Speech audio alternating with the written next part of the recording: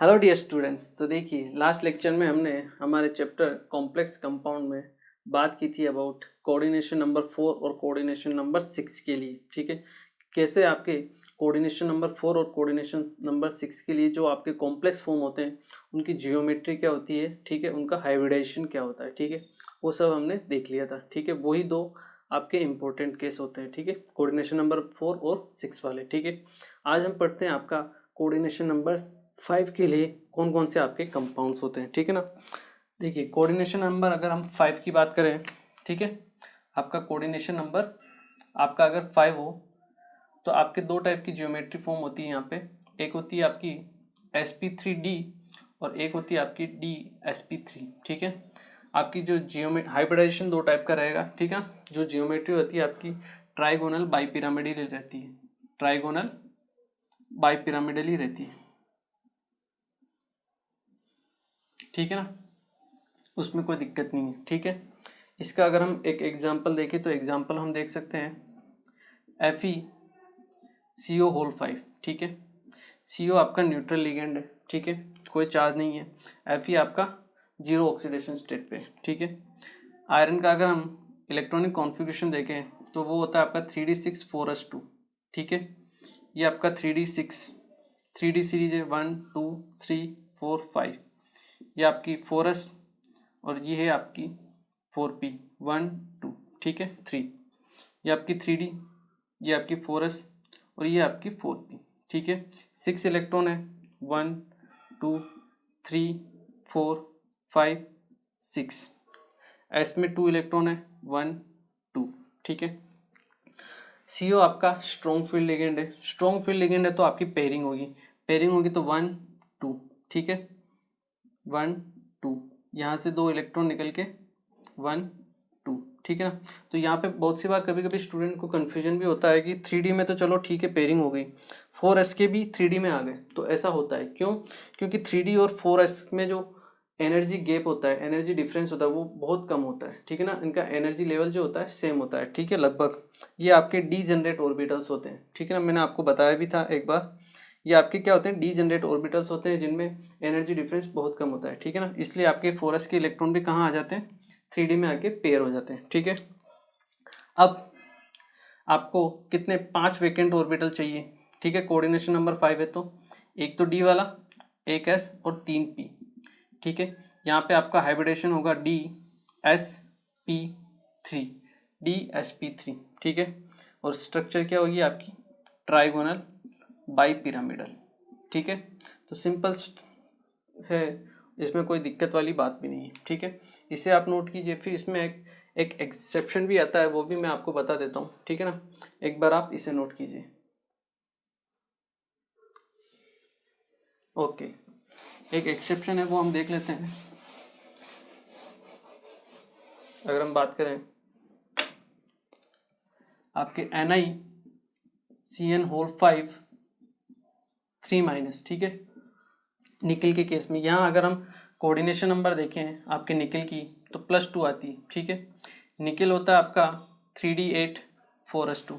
ठीक है, 3d8 4s2 +2 में आपके 2 इलेक्ट्रॉन आपके एस के निकल गए, क्या बचा आपका 3d। Ni +2 में आपका 3d8 ही बचेगा। ठीक है, ये आपका d ऑर्बिटल्स 1 2 3 4 5। ओके, ये आपका s and then p। Okay, this is 3d 4s and 4p। Clear? D में आपके हैं 8 इलेक्ट्रॉन्स 1 2 3 4 5 6 7 8। Cn आपका स्ट्रॉन्ग फील्ड लिगेंड है, पेयरिंग होगी, ये आपके पेयरिंग होगी, एक डी खाली, एक एस और 3 पी। अपने को 5 ही चाहिए तो 1 2 3 4 5। हाइब्रिडाइजेशन है आपका DsP3। ठीक है, स्ट्रक्चर क्या होना चाहिए आपका ट्राइगोनल बाइपिरामिडल, लेकिन इसका स्ट्रक्चर होता है आपका स्क्वायर पिरामिडल। क्या होता है स्ट्रक्चर? स्क्वायर पिरामिडल स्ट्रक्चर होता है। ठीक है ना, एक्सेप्शन है, आपको याद रखना है डायरेक्ट, कोई इसका लॉजिक नहीं है, कोई पीछे इसके जो रीजन है वो नहीं दिया है अभी तक। ठीक है ना, आपको केवल एक्सेप्शन है, इसको ध्यान रखना है एज इट इज। ठीक है, बहुत सी बार, बहुत रेयर केस में ऐसे क्वेश्चन आपको पूछे जाते हैं जब आपके पास रीज़न नहीं होता है, ठीक है ना। जनरली आपके जो जेई या नीट वाले क्वेश्चंस होते हैं वो ऐसे क्वेश्चंस को अवॉइड करते हैं, ठीक है ना, लेकिन कभी कभी पूछ लिए जाते हैं, ठीक है। तो अपने को एक्सेप्शन के तौर पे इसको याद रखना है, DsP3 हाइब्रिडेशन होता है आपका ट्राइगोनल बाइपिरामिडल होना चाहिए शेप, लेकिन होता कौन सा आपका स्क्वायर पिरामिडल। मतलब अगर हम इसका स्ट्रक्चर देखें तो ये आपका Ni, आपका Cn, ये आपका Cn, ये आपका Cn, ठीक है, और ये आपका Cn, ठीक है।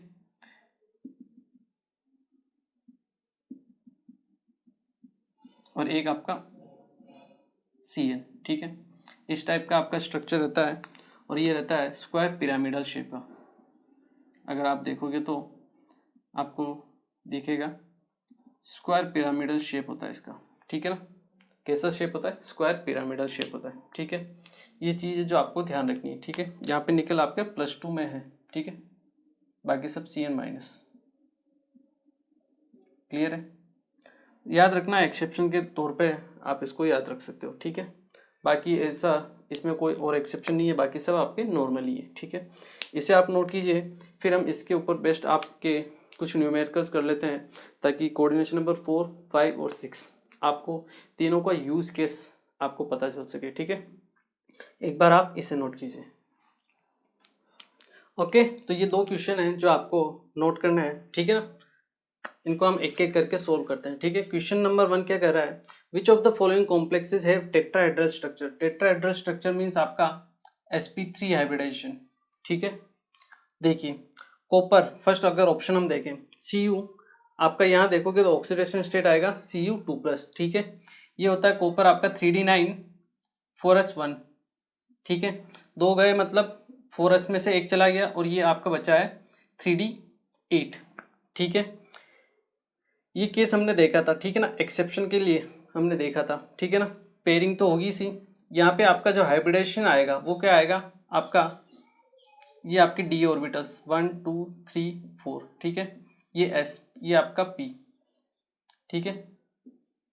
NH3 आपका स्ट्रॉन्ग फील्ड लिगेंड है 8, ठीक है। कॉपर होता है आपका 3d10 होता है, 3d10 4s1 होता है, ठीक है ना। तो एक तो s में से चला गया और यहाँ पे एक बचता है, तो आपके 10 से हो जाएगा 9, ठीक है ना। तो एक इलेक्ट्रॉन यहाँ पे बचता है, वो यहाँ से शिफ्ट होके कहाँ चला जाता है, लास्ट में। ये हमने देखा था एक्सेप्शन के केस में। तो यहाँ जो हाइब्रिडेशन आता है वो क्या आता है आपका D2 और DsP2, ठीक है ना, DsP2 आता है, अपना नहीं होगा ये, ठीक है। मतलब एक ऑप्शन गलत, ठीक है। Second option nickel 0 oxidation state में है, ये होता है आपका 3d8 4s2, ठीक है। स्ट्रॉन्ग फील्ड लिगेंड है, पेयरिंग हो जाएगी, पेयरिंग होते ही ये हो जाएगा आपका 3d10। इनर वाले डी सभी कंप्लीट हो गए तो बाहर वाले ही काम में आएंगे, तो sp3 आपका हाइब्रिडाइजेशन होगा इसमें, क्लियर है। और स्ट्रक्चर होगी टेट्राहेड्रल, क्लियर है। निकल के लिए यहाँ पे भी +2 में है, ठीक है। क्लोरीन आपका वीक फील्ड लिगेंड है, निकल +2 3d8 4s2 होता है, +2 में 2 s के निकल गए 3d8 आपके वीक फील्ड लिगेंड है, पेयरिंग नहीं होगी मतलब अनपेयर्ड रहेंगे और अंदर वाले डी ऑर्बिटल्स आपके काम में नहीं आ पाएंगे, ठीक है। बाहर वाले काम में आएंगे तो sp3 ही आएगा ये, ठीक है। यहाँ पे हम देखें Zn2+, ये होता है आपका 3d10 4s2, ठीक है। 4s2 में से +2 में तो 4s के 2 इलेक्ट्रॉन निकल गए, बचा कितने 3d10। ऑलरेडी सब डी वाले कंप्लीट भरे हुए हैं, तो आपके डी वाले अंदर वाले काम में नहीं आएंगे तो बाहर वाला काम में आएगा, ये होगा आपका sp3 ऑर्बिटल्स, ठीक है। ये वाला सब में भरा हुआ रहेगा इन बाकी तीनों में, ठीक है। तो आपके 1 2 3 और 4, ये आपके 4 ऑर्बिटल्स आपको काम में लेने पड़ेंगे, ठीक है, क्योंकि सब में आपका कोऑर्डिनेशन नंबर क्या है 4 ही है, ठीक है। तो आपका आंसर क्या आएगा B, C एंड D, ठीक है। नेक्स्ट क्वेश्चन हम देखते हैं, ठीक है। नेक्स्ट क्वेश्चन क्या कह रहा है, which of the following is और are inner orbital complexes as well as diamagnetic. Inner orbital complex मतलब आपका इनर जो डी ऑर्बिटल है वो काम में आ रहा हो, ठीक है ना, उसे हम बोलेंगे इनर ऑर्बिटल कॉम्प्लेक्स, ठीक है। एज वेल एज डायमैग्नेटिक मतलब डायमैग्नेटिक भी होना चाहिए, ठीक है। देखिए इरिडियम होता है आपका 5d7 4s2, ठीक है, ये आपको थोड़ा ध्यान रखना पड़ेगा, ठीक है। +3 में है तो 2s वाले तो 2 निकल गए, और D7 से ये हो गया आपके D6, ठीक है। D7 से कहाँ पे चला गया है, D6 में, ठीक है।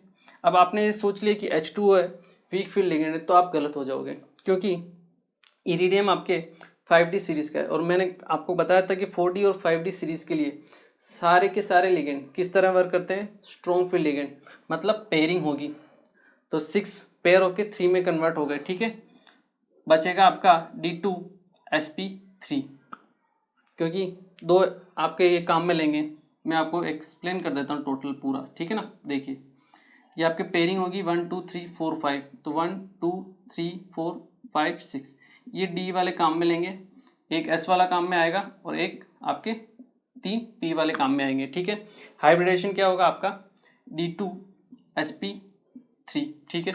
कोई भी अनपेयर्ड इलेक्ट्रॉन नहीं है, मतलब नेचर क्या है, डायमैग्नेटिक, और इनर वाले डी काम में आ रहे हैं, ठीक है, और इनर ऑर्बिटल कॉम्प्लेक्स है और डायमैग्नेटिक भी है, ये भी सही है आपका, ठीक है। सेकंड अगर हम देखें, ये थोड़ा एक्सेप्शन वाला केस रहता है, इसका रीजन हम CFT में पढ़ते हैं, ठीक है ना। निकल जब आपके +2 ऑक्सीडेशन स्टेट में होता है तो अमोनिया NH3 आपके as a weak field ligand की तरह वर्क करता है, कैसे, वीक फील्ड लिगेंड की तरह, ठीक है। जब वीक फील्ड लिगेंड की तरह आपके वर्क करेगा तो निकल +2 मतलब आपका 3D8, ठीक है।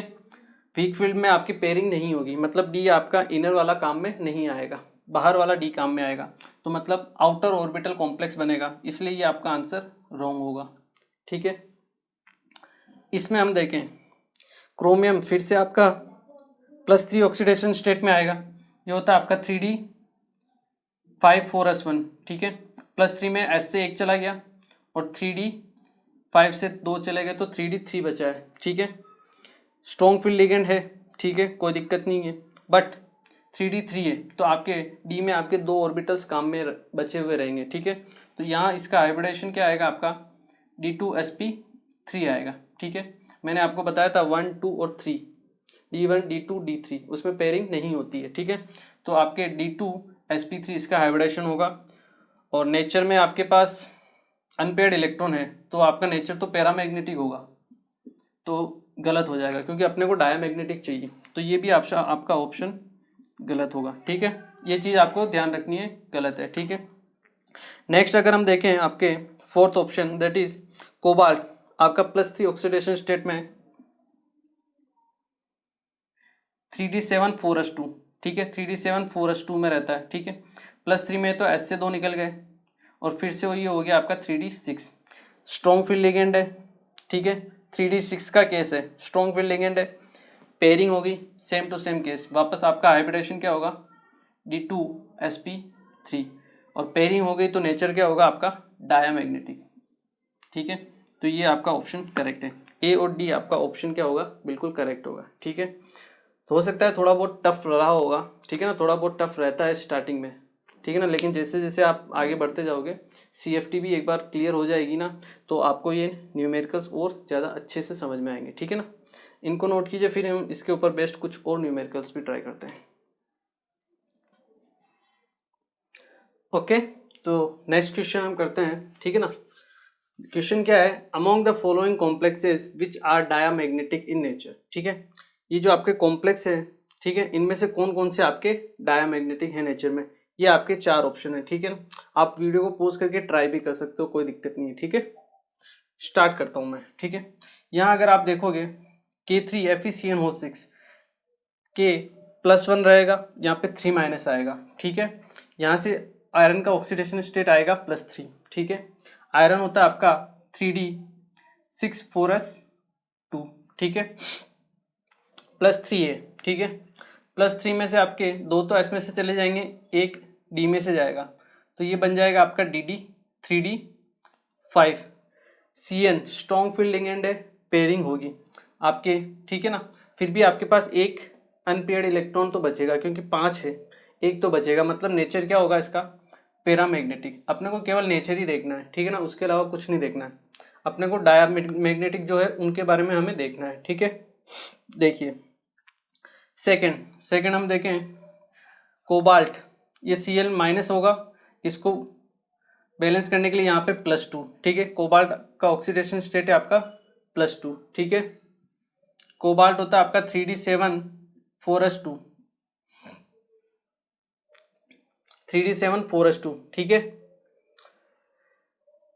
यहाँ पे आप देखोगे 2 इलेक्ट्रॉन जाएंगे आपके s में से, ठीक है ना, फिर भी आपके पास एक बचेगा, ठीक है ना। ये आपका Cl3 कीजिए इसको, ठीक है ना, Cl3 कीजिए। कोबाल्ट आपका +3 ऑक्सीडेशन स्टेट में रहेगा, ठीक है। +3 में जाएगा तो आपका 3d7 4s2, ये आपका कोबाल्ट का है 27 नंबर, ठीक है। तो 3 इलेक्ट्रॉन जाएंगे, 2 तो s में से जाएंगे, एक आपका d में से जाएगा, तो ये होगा आपका 3d6। स्ट्रॉन्ग फील्ड लिगेंड है आपका NH3, पेयरिंग होगी तो आपके पास एक भी अनपेयर्ड इलेक्ट्रॉन नहीं बचेगा, आपका नेचर क्या होगा, डायमैग्नेटिक, ठीक है। थर्ड केस, यहाँ देखिए कोबाल्ट, उसके साथ में क्या है, ऑक्जिलेट है, ठीक है। क्या है ये आपका ऑक्जिलेट है। यहाँ Na3 है, 3+ को बैलेंस करने के लिए यहाँ पे 3- आएगा। ऑक्सिलेट पे आपका ऑक्जिलेट पे कितना चार्ज होता है, -2, तो 3 × -2 -6, यहाँ पे जाएगा आपके राइट में तो +6, ठीक है। यहाँ से इसका कोऑर्डिनेशन नंबर आएगा आपका +3, ठीक है, सेम टू सेम। लेकिन ऑक्जिलेट आपका क्या होता है, ऑक्सीजन डोनर है। ऑक्सीजन डोनर आपका क्या होगा, वीक फील्ड नहीं होगा, स्ट्रॉन्ग फील्ड होगा। मैंने आपको बताया था ऑक्सीजन डोनर्स जो होंगे आपके, ठीक है ना, कोबाल्ट +3 के लिए भी आपका स्ट्रॉन्ग फील्ड की तरह वर्क करेंगे वो, ठीक है ना। तो 3D जो आपका कॉन्फ़िगरेशन है वही है आपका सेम 3d6, ठीक है। और पेयरिंग होगी, यहाँ पे भी स्ट्रॉन्ग फील्ड की तरह वर्क करेगा और आपके पास पेयरिंग होगी, ठीक है। तो आपका आंसर क्या आएगा, नेचर में ये डायमैग्नेटिक होगा, ठीक है। क्लियर है, ओके। नेक्स्ट क्वेश्चन हम देखते हैं। NiNH3 Cl2, ठीक है, यहाँ से निकल आएगा +2, और निकल जब आपके +2 ऑक्सीडेशन स्टेट में होता है तो अमोनिया आपके वीक फील्ड लिगेंड की तरह वर्क करता है, ठीक है। ये होता है आपका 3d8 4s2, 3d8 रहेगा +2 में, ठीक है। और वीक फील्ड लिगेंड है तो आपके पास अनपेयर्ड इलेक्ट्रॉन होंगे, तो ये आपका पैरामैग्नेटिक होगा नेचर में, ठीक है। क्लियर है, ये आपका पैरा डाया पैरा, ठीक है। कभी कभी क्या होता है, ऊपर के 2-3 करने से आपको ऑप्शन में आंसर मिल जाते हैं, ठीक है ना, तो वो भी आपको चेक करना रहता है, ठीक है ना। जरूरी नहीं कि सभी 6 के आप निकालो, अगर मान लो 4 के निकाल के आपके ऑप्शन आ रहा है तो आप कर सकते हो, ठीक है ना। जैसे फर्स्ट गलत है, ठीक है ना, तो फर्स्ट जिस भी ऑप्शन में है वो आपका रॉन्ग ऑप्शन होगा, ठीक है। P और P है, आपके पास सेकंड और थर्ड सही है, सेकंड और थर्ड दोनों में सही है, तो आपका B और C दोनों आंसर हो सकते हैं, ठीक है ना। और फोर्थ हमने देखा ये भी पेरा है, ठीक है ना, ये 4th नंबर आपका इसमें है तो वो भी गलत होगा। मतलब आपका आंसर क्या है, 2 3 5 6, ठीक है। मतलब आपको नीचे के 2 निकालने की जरूरत ही नहीं पड़ी, ठीक है ना। निकालेंगे तो सही में हम, लेकिन मैं आपको बता रहा हूँ कि ऐसा नहीं कि जरूरी नहीं कि आप पूरा कंप्लीट क्वेश्चन को सोल्व करो, ठीक है ना। आपको ऑप्शन काटने भी आने चाहिए 4 में से कि कितने ऑप्शन आपके गलत हैं, ठीक है ना, तब आपकी और सही होने की चांसेस बढ़ जाते हैं, ठीक है ना। अब देखो इस सिचुएशन में अपने को 5 और 6 को अगर हम सोल्व नहीं करें तो भी अपना टाइम बचेगा और आंसर सी रहेगा, ठीक है ना, वो हम देख लेते हैं, ठीक है। यहाँ पे देखिए आपका प्लेटिनम, ये K+Cn-, यहाँ पे प्लेटिनम का ऑक्सीडेशन स्टेट होगा आपका +2, 5D सीरीज का है, प्लेटिनम होता है आपके 5D9 6s1, ठीक है। +2 में एक तो S से जाएगा, एक D से जाएगा, तो ये 5D8 बचेगा। अब प्लेटिनम 5D सीरीज का, उसके लिए तो सभी आपके स्ट्रॉन्ग फील्ड लिगेंड है, पेयरिंग होगी, नेचर क्या होगा, डायमैग्नेटिक। क्लियर है, ये हमने पहले ही पता, 5th आपका सही है, और 2 और 3 दोनों करेक्ट हैं। जिंक NO3- होता है, जिंक पे ऑक्सीडेशन स्टेट आएगा +2 में जिंक होता है आपका 3D10, ये भी नेचर में क्या होगा, डायमैग्नेटिक होगा, ठीक है ना। तो इस टाइप से हम क्वेश्चन को सोल्व कर सकते हैं, ठीक है। आई होप ये क्वेश्चन आप लोगों को समझ में आया होगा, ठीक है। इसको नोट कीजिए, फिर एक और क्वेश्चन हम करते हैं इसी के ऊपर बेस्ड। ओके, तो ये अपना नेक्स्ट क्वेश्चन है जो आपको ट्राई करना है, ठीक है ना। Among the following complexes which are paramagnetic in nature, ठीक है ना। इनमें से ये आपको 6 कॉम्प्लेक्स है, इसमें से कितने आपके पैरामैग्नेटिक है नेचर में, ठीक है। आपको ऑप्शन दिए A, B, C और D, 2, 3, 4, 5, ठीक है। वीडियो को पॉज कीजिए और ट्राई कीजिए। किया ट्राई? मैं स्टार्ट करूं? देखिए, NiCO4, NiCO होल 4 आपका निकल आगा 3D8 4s2, कोई चार्ज नहीं इसके ऊपर, 3D8 4s2 होगा। CO आपका स्ट्रॉन्ग फील्ड लिगेंड है, पेयरिंग होगी, नेचर क्या होगा, डायमैग्नेटिक, क्योंकि कोई भी आपका अनपेयर्ड इलेक्ट्रॉन नहीं है, ठीक है। ये होगा डायमैग्नेटिक। निकल यहाँ से आएगा +2 में, ये होगा 3D8 4s2, +2 में आपके 2 इलेक्ट्रॉन चले गए। Cl आपका वीक फील्ड लिगेंड है, पेयरिंग नहीं होगी, नेचर क्या होगा, पैरामैग्नेटिक। क्लियर? ये आपका diamagnetic. Third one, CONH3 whole 4 Cl2, ये आपका वीक फील्ड लिगेंड, ये आपका स्ट्रॉन्ग फील्ड लिगेंड। नंबर्स किसके ज़्यादा है, स्ट्रॉन्ग फील्ड, आपके स्ट्रॉन्ग फील्ड लिगेंड के 4 नंबर है, ठीक है। ये 4 हैं, ये आपके 2 ही हैं, ठीक है। डोमिनेट कौन करेगा, स्ट्रॉन्ग फील्ड लिगेंड। पेयरिंग होगी, मतलब कोबाल्ट कितना होता है आपका 3D7 और 4s2, ठीक है। यहाँ माइनस, ये +1 पे जाएगा, यहाँ से कोबाल्ट आएगा आपका +3 ऑक्सीडेशन स्टेट में, तो 3D7 4s2 में से एस में से 2 चले गए, ये बचा आपके पास 3D6। पेयरिंग होगी, कोई भी अनपेयर्ड इलेक्ट्रॉन नहीं है, नेचर क्या होगा, डायमैग्नेटिक, ठीक है। नीचे चलिए, Na3+ है, यहाँ 3- आएगा, F- है, तो यहाँ फिर से आपका कोबाल्ट +3 ऑक्सीडेशन स्टेट में, सेम आपका 3D6 रहेगा, 3D6। अब वहाँ तो आपका स्ट्रॉन्ग फील्ड लिगेंड था, यहाँ आपका वीक फील्ड लिगेंड है, फ्लोरीन, ठीक है। पेयरिंग नहीं होगी, अनपेयर्ड इलेक्ट्रॉन बचेंगे, नेचर क्या होगा, पैरामैग्नेटिक, ठीक है। Na2O2, यहाँ पे O2- है, O2 2-, ये होता है आपका पेरोक्साइड आयन, क्या होता है, पेरोक्साइड आयन, ठीक है। ये आपके 4 तो क्वेश्चन, इसने 4 तो जो ऑप्शन है आपके कॉम्प्लेक्स, ये तो आपके कोऑर्डिनेशन कंपाउंड से ले लिए, और ये जो आपके 2 ऑप्शन है ये इसने ले लिए MOT से, आपका जो केमिकल बॉन्डिंग चैप्टर है वहां से, मतलब उस चैप्टर के भी आपके 2 ऑप्शन मिला दिए इसने, ठीक है ना। मिक्स टाइप का क्वेश्चन हो गया। ये होगा आपका सुपर ऑक्साइड आयन, O2-, इसे हम बोलते हैं super oxide ion, super oxide ion, ठीक है। तो आपने MOT पढ़ी होगी, ठीक है ना। उसमें हमें पता है कि आपका जो ऑक्सीजन होता है जिसमें 16 इलेक्ट्रॉन होते हैं, वो नेचर में होता है पैरामैग्नेटिक, ठीक है।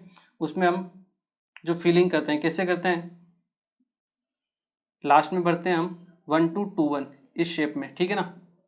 ये आपने वहाँ पे पढ़ी होगी MOT में, 8 इलेक्ट्रॉन तो पहले भर जाते हैं, ठीक है। उसके बाद 9th 10th 11 12 13 14 15 और 16, 2 अनपेयर्ड इलेक्ट्रॉन होते हैं, इसीलिए ऑक्सीजन आपका नेचर में पैरामैग्नेटिक होता है, ठीक है। हम बात करते हैं सुपर ऑक्साइड के केस में, मतलब 1 इलेक्ट्रॉन एक्स्ट्रा आया, O2- है ना, 1 इलेक्ट्रॉन ज़्यादा, ठीक है। तब भी आपके पास 1 इलेक्ट्रॉन अनपेयर्ड रहेगा, इसका मतलब इसका नेचर क्या होगा, पैरामैग्नेटिक। O2 2- है, मतलब 1 इलेक्ट्रॉन और आएगा, 18 इलेक्ट्रॉन हो गए ये। अब कोई भी आपका अनपेयर्ड इलेक्ट्रॉन नहीं, मतलब नेचर क्या है इसका, डायमैग्नेटिक, ठीक है ना। तो कॉम्प्लेक्स कंपाउंड में क्या किया, 2 ऑप्शन आपके MOT के भी ऐड कर दिए, ठीक है ना, केमिकल बॉन्डिंग से उठा के, ठीक है। तो इस तरह के मिक्स टाइप के क्वेश्चंस आते हैं, ठीक है ना। तो आपको उनको भी डीलिंग करना पड़ेगा, ठीक है। यहाँ पे डायमैग्नेटिक कितने हैं, 1 2 और 3, और पैरा है 1 2 3, दोनों आपके 3-3 है, ठीक है। और पूछा गया है पैरामैग्नेटिक, तो आंसर क्या रहेगा, 3, ठीक है। तो इस टाइप के क्वेश्चंस आ जाते हैं, इजी रहते हैं क्वेश्चन, ठीक है ना। ऐसा नहीं कि क्वेश्चन कोई बड़े टफ लेवल के आते हैं, जो पढ़ाया है ना उसमें से ही आएंगे क्वेश्चन, बस जो पढ़ाया है ना उसको आपको ध्यान से पढ़ना है और अच्छे तरीके से समझ के पढ़ना है, ठीक है। इसको नोट कीजिए। उसके बाद हम पढ़ते हैं VBT में, ऑल्दो VBT ने हमें बहुत कुछ बताया, ठीक है ना। VBT ने हमें जियोमेट्री के बारे में बताया, ठीक है ना, उसका हाइब्रिडाइजेशन क्या होता है उसके बारे में बताया, ठीक है, उसके मैग्नेटिक मोमेंट के बारे में बताया, जो भी आपका कॉम्प्लेक्स है, लेकिन फिर भी इसके कुछ ड्रॉबैक्स हैं, ठीक है ना। जैसे टेम्परेचर बढ़ाने पर आपका मैग्नेटिक मोमेंट चेंज होता है, उसको VBT एक्सप्लेन नहीं कर सकता। बहुत सारे आपके कलर्ड कंपाउंड्स होते हैं, वो क्यों होते हैं, वो भी आपके VBT शो नहीं कर सकती, ठीक है ना, उसको प्रूफ नहीं कर सकती। तो VBT के कुछ ड्रॉबैक्स हैं, वो भी हम देख लेते हैं, ठीक है। एक बार इनको नोट कीजिए, फिर मैं आपको ड्रॉबैक्स बताता हूँ। ओके, तो आई होप ये आप लोगों ने नोट कर लिया होगा। अब हम पढ़ते हैं इसके कुछ ड्रॉबैक्स के बारे में, ठीक है ना।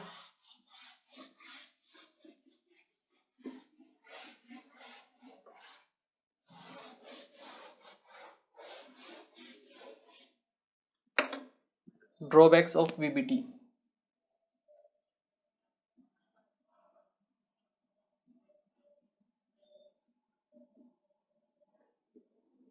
तो इसके ड्रॉबैक्स की अगर हम बात करें तो फर्स्ट ड्रॉबैक तो यही होगा कि जब टेम्परेचर आपका इंक्रीज किया जाता है, चेंज किया जाता है, तो मैग्नेटिक मोमेंट चेंज होता है, वो ये एक्सप्लेन नहीं कर पाती है, ठीक है ना।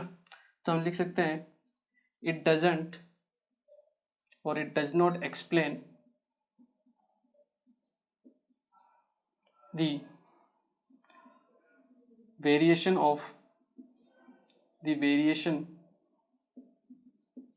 of magnetic moment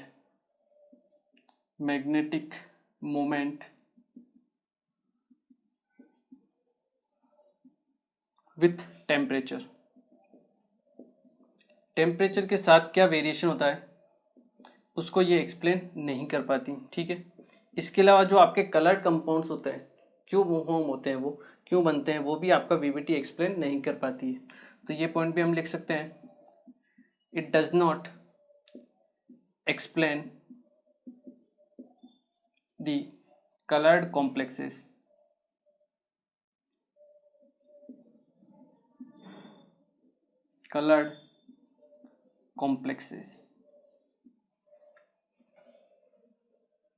कि कलर्ड कॉम्प्लेक्स आपके क्यों फॉर्म होते हैं, ठीक है ना। इसके अलावा जो कोई आपका कॉम्प्लेक्स या कंपाउंड फॉर्म होता है वो थर्मोडायनेमिकली या काइनेटिकली स्टेबल है या नहीं है, उसके बारे में भी हमें आपका वीबीटी कोई भी इंफॉर्मेशन नहीं देता है, ठीक है ना। कि कोई कॉम्प्लेक्स फॉर्म हो रहा है तो वो क्यों हो रहा है, या अगर कोई नहीं हो रहा है तो क्यों नहीं हो रहा है, उन सब के बारे में हमें वीबीटी से कुछ भी पता नहीं चलता है। ये पॉइंट भी हम लिख सकते हैं, it can not explain, it does not explain the stability of complexes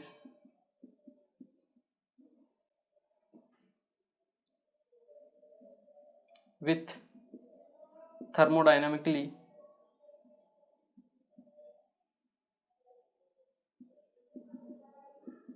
and kinetically।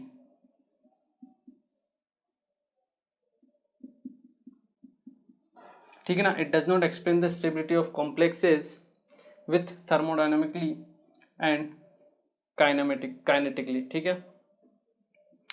Next एक और पॉइंट इसकी जो हम बोल सकते हैं जो वीबीटी के बारे में ड्रॉबैक है, ठीक है ना, कि वीबीटी जो होता है, जो हमने स्ट्रक्चर देखी थी, ठीक है ना, जो आपकी टेट्राहेड्रल स्ट्रक्चर होती है, स्क्वायर प्लेनर स्ट्रक्चर होती है, ये पॉइंट तो हम क्रिस्टल फील्ड थ्योरी से उठा के लाए थे और यहाँ पे हमने उसको एक्सप्लेन किया था कि ये आपका स्ट्रॉन्ग फील्ड लिगेंड है, ये आपका वीक फील्ड लिगेंड है, यहाँ पेयरिंग होगी, यहाँ पे पेयरिंग नहीं होगी, और इस हिसाब से इसका स्ट्रक्चर स्क्वायर प्लेनर होगा या फिर आपका टेट्राहेड्रल होगा, ठीक है ना। कोऑर्डिनेशन नंबर 4 की बात करते हैं हम तो उस चीज़ को हमने क्रिस्टल फील्ड थ्योरी से लिया है, वीबीटी से हमने नहीं लिया है। तो वीबीटी भी आपके उस स्ट्रक्चर को, जो आपके स्ट्रक्चर फॉर्म होते हैं उनके बारे में, जो जियोमेट्री फॉर्म होती है उसके बारे में कोई भी एक्सप्लेनेशन नहीं देती है, ठीक है ना। तो हम ये भी पॉइंट लिख सकते हैं, it does not explain the geometry of tetrahedral and square planar in coordination number 4, ठीक है ना। जनरली कोऑर्डिनेशन नंबर 4 और 6 सभी के लिए वो, ठीक है ना। तो ये कुछ ड्रॉबैक्स हैं जो आपके वीबीटी एक्सप्लेन नहीं कर पाती है, और इनको कौन एक्सप्लेन करता है, CFT क्रिस्टल फील्ड थ्योरी, जो अपना नेक्स्ट टॉपिक रहेगा नेक्स्ट लेक्चर का, ठीक है। तो आज के लेक्चर को हम यहीं फिनिश करेंगे। आज हमने वीबीटी के बारे में पढ़ा, ठीक है। कॉम्प्लेक्स आपका जो कोऑर्डिनेशन नंबर 5 होता है उसके कॉम्प्लेक्स देखे, उसके बाद हमने आपके न्यूमेरिकल्स देखे जो इंपॉर्टेंट है, ठीक है ना, आपकी प्रैक्टिस के लिए बहुत ज़रूरी है वो, ठीक है। तो मिलते हैं फिर नेक्स्ट लेक्चर और स्टार्ट करते हैं आपकी क्रिस्टल फील्ड थ्योरी को, ठीक है। Thank you very much.